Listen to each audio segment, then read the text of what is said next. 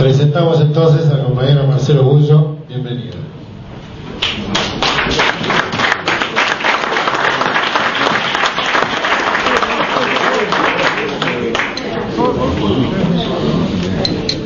Bueno, muchísimas gracias, Martín, y a todos ustedes presentes.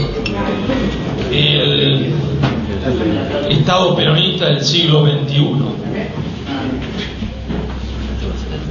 El Estado peronista del siglo XXI no puede ser sino un Estado de una palabra que nosotros hemos olvidado y que ha desaparecido del léxico cotidiano. No puede ser sino un Estado antiimperialista. La primera victoria que consiguió el proceso militar sobre el movimiento nacional fue una victoria conceptual, el vaciar nuestro propio vocabulario. Entonces, cuando llegó la democracia, que fue una concesión imperial, desapareció del vocabulario nuestro la palabra liberación y la palabra dependencia, como si la llegada de la democracia hubiese concedido en sí misma la liberación nacional. No se la concibió como un instrumento de liberación, se la confundía como una liberación en sí misma, cuando en realidad era una concesión imperial, dado que los Estados Unidos había observado que los gobiernos militares, si bien habían cumplido una función que le había servido, eran en cierta forma como monos con navaja, sobre todo no a partir de la experiencia de Malvinas, sino sobre todo a partir de la experiencia peruana del general Velasco Alvarado, donde habían obtenido por primera vez la asistencia de un golpe nacional de izquierda que ellos nunca habían observado. Entonces, si uno tiene que reflexionar sobre el futuro y no sobre el pasado, ¿cómo debe ser ese Estado peronista? Ese Estado peronista será, indiscutiblemente, si no, no será nada, un Estado continental y un Estado de defensa. ¿Por qué un Estado continental y por qué un Estado de defensa? ¿Cuál es la lógica que explica que sea un Estado de defensa? ¿Y cuál es la lógica que explica que deba ser un Estado continental? Y si no, no será. Y no será tampoco la Argentina. La lógica que explica que sea un Estado de defensa es que estamos ante una enorme crisis, que es una crisis de pasaje. Una crisis de pasaje entre un patrón de industrialización que no termina de morir y uno no termina de nacer, entre un patrón energético que no termina de morir y otro que no termina de nacer.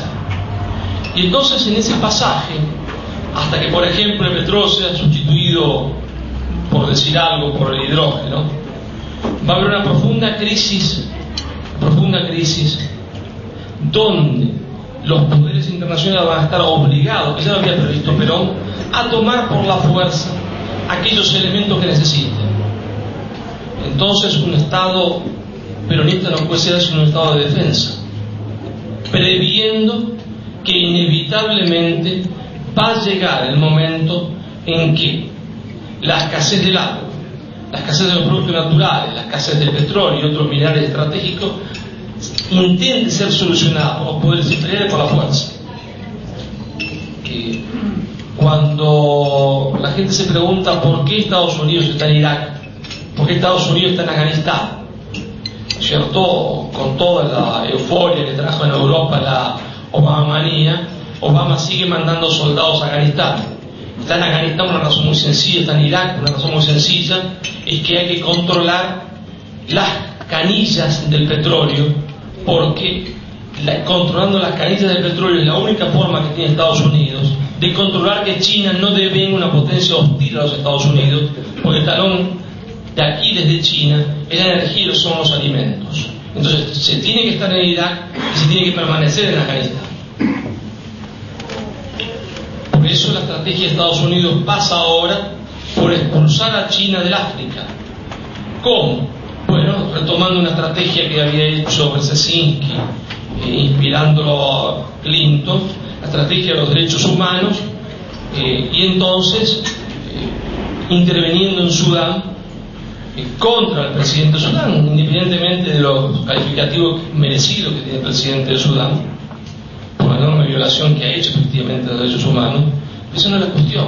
La cuestión para Estados Unidos es, con la excusa de los derechos humanos, expulsar, se entiende, al presidente de Sudán, que es un aliado de China, para expulsar a China del África. Entonces un Estado peronista no puede ser un Estado de defensa. Un Estado de defensa que debe entender que la guerra se desarrolla en términos nuevos, entre ellos una guerra que será y ya es bacteriológica. Hoy hay, se entiende, en Irán un enorme problema con el trigo. ¿Por qué? Porque hay en Irán un hongo que se come el trigo iraní y que se está desparramando hacia a China. Es muy probable, se entiende, que ese tipo de cosas se desarrollen contra un gobierno popular, cuando un gobierno popular se ponga firme en determinadas cosas. Entonces, evidentemente, un Estado peronista será un Estado que deberá tener a un INTA enormemente fuerte, a una enorme facultades de bioquímica enormemente fuertes, entendiendo que son bastiones de la defensa nacional, no simplemente productos, se entiende, para ganar más dinero, para sembrar más en el campo, sino bastiones de la defensa nacional, porque no habrá forma de defenderse. Claro, si los compañeros miran el pasado, se creen que nos van a invadir con marín. No, nos invaden, se entiende, con una bacteria que se coma la soja, otra que se coma el hongo, el trigo, otra que se coma el maíz. Y si no tenemos los técnicos suficientes para eso, no tenemos forma de contrarrestarlo. Yo no lo sé si es así, pero lo que sí sabemos es que sobre Cuba, en la década de 60, se bombardeaban con las larvas de los mosquitos del dengue. Eso es así. Hoy está en los archivos de la CIA que están desclasificados. En la década de 60, una de las primeras cosas que hizo la CIA fue sembrar el dengue en Cuba. Como sembrar en Cuba un virus que afectaba a los porcinos, a los cerdos, porque la alimentación fundamental de los cubanos era los cerdos. Entonces un Estado peronista debe ser un Estado de defensa, porque no se llega a la liberación nacional alegremente, como nosotros creemos o como hemos creído, a partir que llegábamos alegremente porque estábamos en democracia. Nada más ridículo y más absurdo. Pero un Estado peronista debe ser también un Estado continental. Un Estado continental porque Perón lo había previsto claramente y tiene su lógica. Hay umbrales del poder. Los umbrales del poder van creciendo unos a otros y entonces la Argentina no tiene la capacidad suficiente para la resistencia antiimperialista. Es una ilusión que nos queda todavía, aún a los peronistas, ¿no es cierto?, de la pseudo Argentina de la década de 1880. Argentina no tiene forma de resistencia antiimperialista si no es como el resto, se entiende, de Sudamérica. Es una ilusión, pero que aún nosotros los peronistas la tenemos grabada en el pensamiento liberal, creer que podemos solos. Nosotros solos no podemos, porque los umbrales del poder han ido aumentando. ¿Quiénes eran las potencias fundamentales en el Mediterráneo en 1400? Génova y Venecia. Sí, hasta que apareció Francia y España como Estado-nación. Y entonces Venecia y Génova no fueron nada en comparación de Francia y España. Pero España no fue nada cuando Inglaterra elevó el umbral del poder, se convirtió en el primer Estado-nación industrial. Ya no alcanzaba a ser un Estado-nación. Pero Europa no fue nada, e Inglaterra no fue nada cuando Estados Unidos se convirtió en el primer Estado-nación continental industrial. Y se dio cuenta de eso hace muchos años Ugarte, Vasconcelos, Rodó. Y entonces un Estado peronista no puede ser un Estado continental, un Estado de defensa continental. En un momento en que, como decía Perón, la política internacional es la única política. ¿Por qué? Bueno, porque nos encontramos en un momento muy parecido al que aconteció en 1806, 7, 8 y 10. Es decir, por primera vez, como en aquella época, el centro imperial está comenzando a estar acéfalo. Está acéfalo. Es decir, están por poner preso a Fernando VII. Y entonces el poder va a estar acéfalo. Y los compañeros no se dan cuenta. Es la hora entonces del Estado peronista, es la hora entonces de nuestra insubordinación fundante, es la hora de insubordinarnos, porque uno no puede insubordinarse en cualquier momento. Y Perón lo sabía bien. Uno se insubordina cuando las circunstancias le son favorables. Y el poder mundial ha entrado en una crisis espantosa. Y es posible que quede acéfalo. Que pase cuando Fernando quedó preso de Napoleón. Y entonces se van a producir en Argentina las mismas divisiones que se produjeron en 1810. Aquellos que decían, hay que hacer buena letra, porque Fernando va a volver. Entonces hay que hacer lo mismo, porque como Fernando va a volver, hay que portarse bien. No vaya a ser, ¿no es cierto, Martín, que Fernando vuelva y nos castigue? Y aquellos que son cipayos por antonomasia. Y entonces, ¿no es cierto?, ¿no?, eran los malos carlotinos, porque había carlotinos buenos y malos, y que decían, ¿no es cierto?, ¿no?, Fernando no está. Como soy cipayo por antonomasia, hay que buscar un patrón nuevo, porque no puedo dejar de ser perro. Entonces busco de vuelta un amo y un collar. Y entonces buscan un amo nuevo. Por eso se lo ve a Grondona todos los días en la embajada de Brasil. Él se entiende que cuando nosotros predicamos la alianza con Brasil, nos decía, no, ¿cómo la alianza con Brasil? Vamos a hacer un apéndice de Brasil. Está todos los días en la embajada de Brasil. ¿Por qué? Porque no llegan más las órdenes de arriba. El centro está confundido y no llegan más órdenes. Y no llega más plata. Y como no llega más plata, Mariano va para buscar plata para otro lado. Porque no puede dejar de ser perro. Y si paso por antonomasia.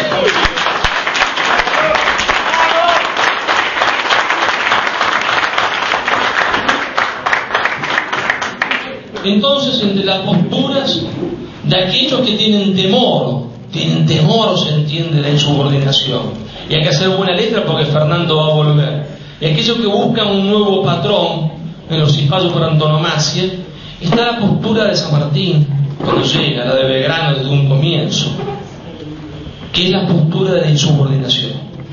Es la hora de insubordinarnos. Pero para insubordinarnos hay que pensar. No basta con decirlo alegremente. Hay que pensar qué tenemos que hacer. Hay que pensar qué tenemos que hacer. Pero las oportunidades se cierran en la historia. Y esta es nuestra oportunidad. Nunca los Estados Unidos ha estado tan débil como ahora. Nunca. Nunca. No lo va a estar por mucho tiempo. Va a recuperar su poder, no como el anterior, porque marchamos a un mundo que va a ser un mundo multipolar y no unipolar. Pero cuando ese mundo sea multipolar, Estados Unidos va a querer que esta zona sea su zona exclusiva política y económica. Entonces, ese estado de defensa y ese estado continental tiene objetivos que deberá cumplir, y para eso tenemos una primera etapa, que es la etapa que decía Perón. Las revoluciones tienen distintas etapas, decía Perón. La primera etapa es la etapa del adoctrinamiento. ¿Por qué? Porque hay que convencer a la gente de lo que hay que hacer. Porque para nosotros los peronistas, ¿qué es conducir? Conducir es adoctrinar. Nosotros no podemos imponer, no somos fascistas. Tenemos que convencerle a la gente de lo que tenemos que hacer. Tenemos que predicarla y adoctrinarla. Y por lo tanto, en esta etapa, hasta que llegue la etapa de la insubordinación total, es la etapa del adoctrinamiento. Hay que empezar a adoctrinar a la gente de nuevo, convencerla de aquello que debemos hacer y empezar de nuevo con las palabras y los conceptos. ¿Y qué deberá hacer ese Estado? Y deberá tener objetivos en el corto, en el mediano y en el largo plazo, que solamente podemos enunciarlo porque habrá que hacer, como eso Perón, un consejo de posguerra para estudiar qué es lo que se hace. Pero digamos que evidentemente el corto plazo, el mediano y el largo, debemos ya empezar a plantear cosas que yo las planteo para la discusión, simplemente, para que haya miles de compañeros discutiendo. Y entonces el corto plazo de ese Estado, que no puede ser sino estratégicamente continental, requiere la integración física. Requiere la integración física. Y entonces hay ya que empezar a pensar cómo restauramos el ferrocarril General Belgrano para que llegue de nuevo a La Paz como llegaba antes. Es fundamental porque Bolivia es la clave estratégica de la integración de la América del Sur. Para Argentina, si no hay integración con Bolivia, no hay integración posible, porque es una ilusión sin Bolivia, porque Bolivia es la llave para la integración con el Perú, y Argentina no puede charlar sola, cara a cara con el Brasil, porque delante del Brasil no somos nada.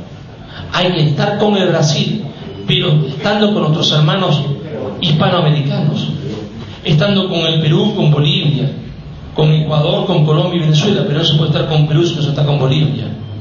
Si Bolivia se fragmenta, no hay Bolivia. Si Bolivia está integrada, no hay el Perú. Y entonces la integración primero física. Hay que recomponer el ferrocarril General Belgrano urgentemente para que llegue a La Paz. Y cuando Perón era presidente en la primera y segunda presidencia, los chicos de La Paz, cuando terminaban séptimo grado, ¿dónde hacían su viaje de estudio? Porque podían, claro, todo Bolivia. Venían a Buenos Aires. ¿Y quién los recibía? Perón. Uno de los presidentes del Perú, Valentín Peña, me lo contó personalmente, dice, y ahí estaba, dice Perón, dice, con su sonrisa, dice, y era muy chiquito, y nos recibía todo, pero no recibía. Entonces el ferrocarril. Pero evidentemente la otra clave es el Paraguay, y nosotros no somos capaces de terminar una autopista a Asunción del Paraguay. La autopista de Buenos Aires termina en Santa Fe, ahí termina. De Santa Fe, cuando uno agarra la ruta, parece nada, el África. Hay que hacer una autopista a Asunción del Paraguay, porque no hay integración sin integración física. El colectivo de Rosario no a Resistencia, al último pueblo de Santa Fe, que es La Tosca, sale a las 11 de la noche y llega a 8:30 de la mañana. Entonces, ¿qué integración vamos a tener con Paraguay? Ninguna. Es absurda. Si no hay, se entiende, el tren Asunción y una autopista Asunción. Y obviamente, ¿no es cierto?, la autopista que no se terminó nunca, de Rosario a Córdoba. Pero, claro, Rosario a Córdoba no. Es Córdoba a La Paz. De aquí a La Paz. Pero también esa integración no puede sino tener elementos lingüísticos, y hoy hay que ya hacerlo ya, porque Brasil ya lo ha hecho. Hay que instrumentar que el portugués, que es la única lengua que no conocemos nosotros en América, o la otra la conocemos en Sudamérica, porque todos hablamos castellano, el portugués debe enseñarse en la escuela primaria, ¿sí? Como el Brasil lo ha instrumentado, que enseñan castellano o van a enseñar en la escuela primaria. El portugués debe enseñarse en las escuelas primarias. Y el puente Colonia-Buenos Aires, obvio. Yo doy ejemplos, no puedo dar todo. Los compañeros deberán pensarlo, y seguramente habrá muchos que lo sabrán mucho mejor que yo. Pero también la integración es simbólica. La integración también es simbólica. Los símbolos tienen un peso político. Entonces hoy se habla, se entiende de que hay que hacer nuevos billetes en Argentina. O sea, ridículamente se le quiere poner la cara de Borges. No. Eso es parte de la tilinguería, se entiende, que todavía existe, y que lamentablemente también la tiene el gobierno, o la tiene para que cree con eso que va a quedar bien delante de algún sector, que no va a quedar nada porque el sector lo desprecia igual que antes. Es una operación inútil, absurda. ¿Cómo no lo voy a saber yo si tengo una familia antiperonista al 100%? Que mi padre me echó de mi casa, ¿se entiende?, porque cuando se enteró que era peronista. No hay nada que pueda conformarlo, con su odio visceral. Le voy a poner los billetes con la cara de Borges. Se van a cagar de risa de nosotros. Los billetes tienen que tener la cara de Artigas, tienen que tener la cara de Bolívar, la cara de Sucre, la cara del mariscal San Andrés, es decir, la de Morazán, la de Cárdenas, la de Solano López.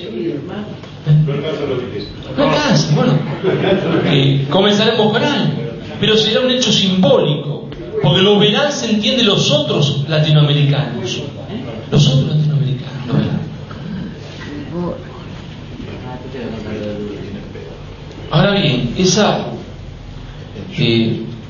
estado continental, es que yo también es un estado de defensa, no es solo simbólico. Los símbolos son importantes, pero los símbolos son importantes porque respaldan hechos, no por sí mismos. Hechos sin símbolos no sirven, pero símbolos sin hechos tampoco. Y entonces, nosotros no podemos, sino en ese estado peronista, pensar ya en una compañía nacional de petróleo. O nacionalizamos de nuevo YPF, o creamos una compañía nacional de petróleo. Y hay muchos compañeros que han estudiado, mucho mejor que yo, las ilegalidades cometidas por Repsol. Y a ver, hablemos claro, porque no podemos mentirnos entre peronistas. ¿Qué es Repsol? Y Repsol es una compañía inglesa, no española. ¿Vamos a decirlo entre nosotros o vamos a seguir mintiendo? No, es una compañía inglesa. Entonces, necesitamos crear una compañía nacional de petróleo o nacionalizar YPF de nuevo. Que tendremos que tener en mente, como es un estado continental, una posibilidad de alianza para crear una compañía de petróleo continental, claro, pero si no tenemos nosotros una no podemos crear con ninguna con otro, con la compañía de petróleo venezolana, con la compañía de petróleo brasileña, con Petrobras. ¿Puedo dar un dato? Sí, por supuesto, claro. Yo viendo cuando era diputado los ingresos brutos de la provincia de Buenos Aires. El promedio de los ingresos brutos es el 3%. En ciertos rubros llega hasta el 6%. El rubro refinamiento de petróleo, que la provincia de Buenos Aires tiene de las más grandes refinerías, de La Plata hasta Bahía Blanca, etcétera, ¿saben cuánto paga de ingresos brutos? 0,1%. Hicimos meter un proyecto de ley para subirlos por lo menos al 3% y por supuesto fue absolutamente rechazado. La refinería de petróleo, si hay algo que deja algo, es la refinanciación, una refinación del petróleo, 0,1%. La minería es peor. La ley prevé de que las mineras paguen 40 pesos por año por explotación. 40 pesos por ley. Pero uno hay que leer la ley. Bueno, por eso ese Estado antiimperialista no puede sino tomar una medida importante, que es la anulación de todos los contratos mineros. El día martes pasado, 19:30 los hombres de la Barrick Gold, que tienen la mina Pascualama en San Juan, fueron abiertos. ¿A qué fueron? ¿A qué? No, los olivos, se entiende, porque están presionando al gobierno y a funcionarios del gobierno para conseguir una excepción impositiva absoluta para la mina Pascualama, que va a ser la quinta mina de oro del mundo, y no quieren pagar nada. Y en eso está el gobernador de San Juan. Y esto hay que decirlo claramente, no vamos a engañar entre nosotros. Entonces, nosotros debemos ese estado antiimperialista, peronista, tener en claro que o la minería está para la nación o que se quede donde está, que no la saquen. Bueno, estamos dispuestos a que vayan a polarizar los Andes y contaminarnos para no recibir nada. Esa es la realidad. Están presionando hoy, y un funcionario argentino viajó a Santiago de Chile para hablar con el hijo de Lagos, que es el jefe equivalente de la FIP allá, Y dijo, ¿por qué no firmás? ¿La tuya cuánto es? 1, 2, 3, 4, ¿cuánto querés? Y el pobre muchacho que me dijo, no, yo no quiero, pero no corresponde. No se puede, tiene que hacer el Congreso, no se puede hacer esto que pretende. Entonces, evidentemente, ese Estado antiimperialista es un Estado que debe terminar con las concesiones mineras, y para eso hay que volver a la Constitución del 49. Bien.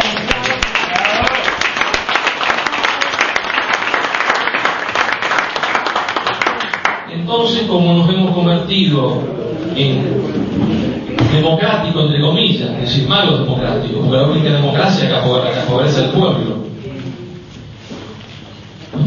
la única constitución vigente en Argentina es la Constitución de 1949, sacada por un mando militar e intentada ser reformada como el partido mayoritario proscripto y en minoría. Hay que volver a decir que los recursos son del Estado. Todos los recursos de su suelo son del Estado.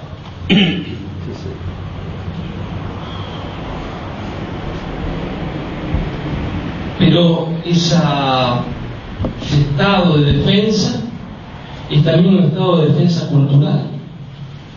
Un estado de defensa cultural, sí. Un estado de defensa cultural. Y en eso tiene que ver lo que los compañeros hablaban hace un ratito. La ley se entiende de radiodifusión, la antigua ley de radiodifusión, pongamos el nombre que le pongamos, es la ley de radiodifusión. Pero hay que avanzar más, sin temor a decirlo, porque los compañeros tienen miedo. En Francia, el 25% de la producción audiovisual debe ser hecha en Francia. ¿Y qué pasa? ¿Que Francia no es un Estado democrático? ¿Que son fascistas, totalitarios, marxistas, leninistas en Francia? Esta semana tuvo lugar en el Cairo la reunión de los países de la cuenca del Mediterráneo, y la propuesta que el Estado francés llevó a la reunión fue esa, que cada uno de los países del Mediterráneo haga lo mismo. A nosotros no, porque si no somos fascistas, y los compañeros tienen miedo que les llamen fascistas. Nosotros no somos fascistas, somos peronistas y somos argentinos. Entonces hay que pensar, yo no soy un técnico, están los compañeros que están relacionados al tema, otros que estudiarán el tema, otros que han vivido de eso, que saben mejor que yo, que sabrán mejor yo cómo se hace, pero evidentemente hay pautas, y la pauta es que el 25% de toda la música que se escuche en radio y televisión debe ser música argentina, y el otro 25% música latinoamericana.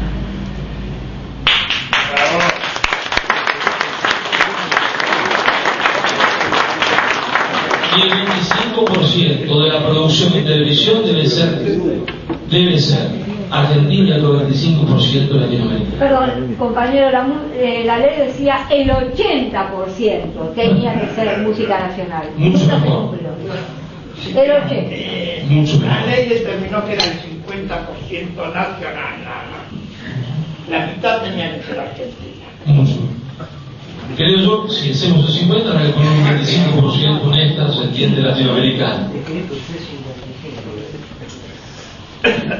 Los porcentajes yo los pongo al azar. Yo no soy un experto en eso. Todo el que se pueda. Yo no soy un experto en eso. Pero eso debe incluir, se entiende, porque las tipos han cambiado, a los canales de cable. Sí, señor. Nosotros no podemos emitir un canal de cable que pase dibujos animados si nosotros no tenemos un porcentaje de dibujos animados hecho en Argentina. Muy bien. Y está la experiencia hecha en Francia, de la explosión de creatividad que ha acontecido en Francia y de producción a partir de instalaciones leyes.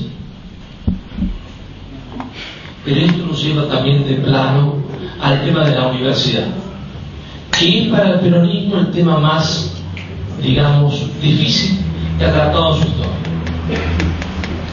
El peronismo no sabía nunca cómo tratar la universidad, ¿no es cierto? Se encontró, ¿no es cierto?, con las banderas de la reforma del 18, no entendió nunca qué era la reforma del 18, cómo había acontecido y cómo se había transformado en una cosa distinta de lo que había sido, Y entonces, ¿la universidad gratuita? Sí. La universidad gratuita sí. Pero no podemos ser falsos.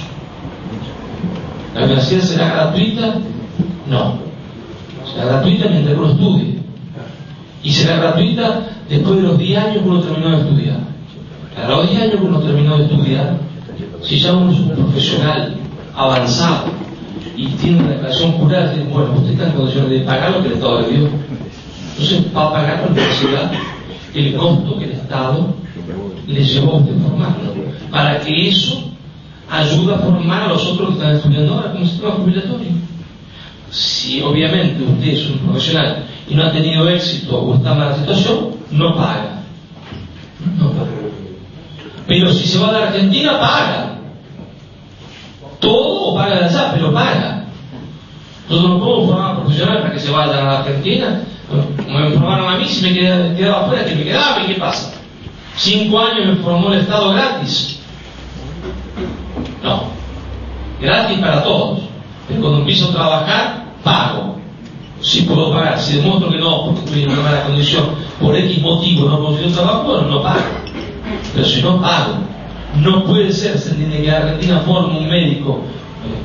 Los médicos, muchos ganan muy mal, pero hay médicos cirujanos que ganan fortuna.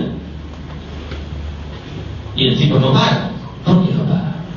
Que no pague, el pobre médico está haciendo guardias. Claro, ese no paga, ese no tiene que pagar. Pero otro que es cirujano plástico, que hace las tiendas, se atiende a todas las señoras de Buenos Aires, dice que pague. Y entonces es un sistema solidario. Y el peronismo es un sistema solidario. El peronismo es un sistema solidario.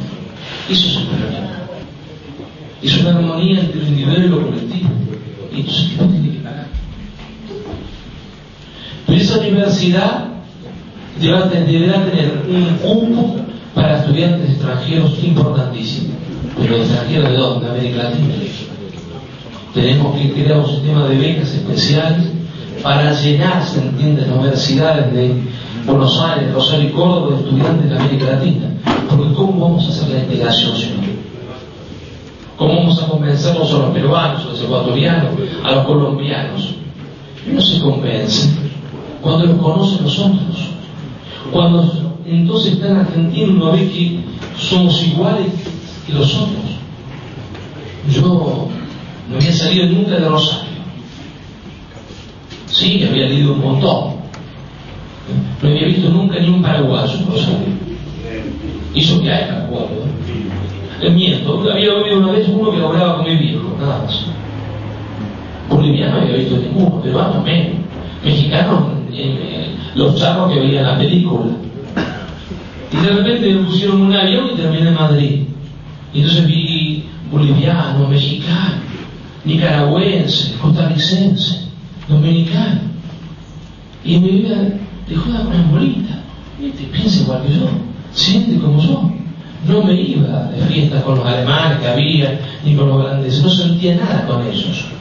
Y entonces entendí, no intelectualmente, vivencialmente, que éramos una misma nación.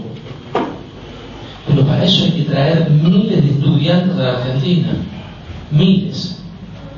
Pero no viene si no hay becas. Hay que traerlos. Este Estado, en definitiva, es un Estado que debemos pensarlo todos, pero que tenemos que ser sinceros.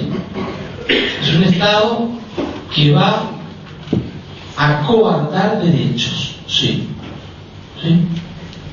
Derechos de liberales burgueses, sí. Pero no tenemos vergüenza de decirlo. No, nosotros no tenemos vergüenza de decirlo. No puede haber, se entiende, alguien que tenga un monopolio en los medios masivos de comunicación, que tenga 300 radios, 300 periódicos. No puede haberlo. Como no puede haber, se entiende, una minera que se lleve todo, se entiende, de Argentina y no pague nada. No, pero no la queremos. Y que encima contamina, ¿no? Y que vamos a decir que lo que hemos firmado no lo respetamos, sí. Vamos a decir que lo que hemos firmado no lo respetamos. Exactamente. Como hizo Estados Unidos y todo un montón de veces. Así es. como hizo Monroe innumerable cantidad de veces. Es como el Tratado de Versalles. Sí, tuvimos un Tratado de Versalles que es lo que los compañeros llaman el Tratado de Madrid, ¿no es cierto?, cuando se exprime la rendición incondicional de Argentina a Gran Bretaña, ¿no es cierto?, que lo hace Caballo. Clarísimo. Bueno, yo con esto voy a ir finalizando.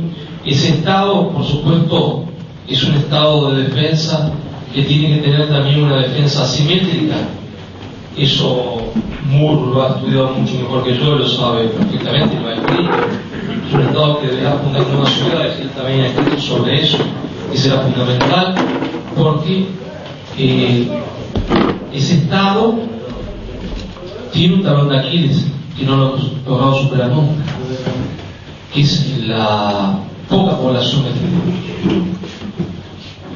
Cuando Perón estaba con Evita, Mercante, Padre Benítez dice que una vez Evita, pero hay que ver que aparentemente Perón la corrigió público, porque era muy cuidadoso en eso. Muy cuidadoso Perón de las formas. Dijo, no, mira Eva, no podemos hacer lo que voy a decir, porque somos un gran país en extensión, tenemos una gran cantidad de población, pero nuestro talón de Aquiles es que no tenemos población. Y entonces nosotros tenemos que tener población. Y la población va a venir, posiblemente también del Asia, pero va a estar preparado para poder integrarla, para no ser un campamento de colonias extranjeras. Pero si podemos elegir, tenemos que elegir a nuestros hermanos de la América Latina. Y podemos hacerlo, sí. Podemos hacerlo porque Estados Unidos le va a dar una patada en el trasero a México. ¿Sí? A medida que la crisis se agrave, los mexicanos están perdidos. Están, se entiende, girando en el vacío. Y entonces es una posibilidad también para que una enorme masa de desocupados mexicanos puedan trabajar en Argentina si nosotros creamos las condiciones necesarias para eso. Y entonces esa Argentina, que en alguna época, decía Ugarte, se blanqueó, volverá a hispanizarse, volverá a indianizarse, volverá a latinoamericanizarse. Bueno, yo no los aburro más, porque si no después no puedo hablar igual que tiene derecho a hablar también, no he hablado todo yo. Bueno, muchísimas gracias.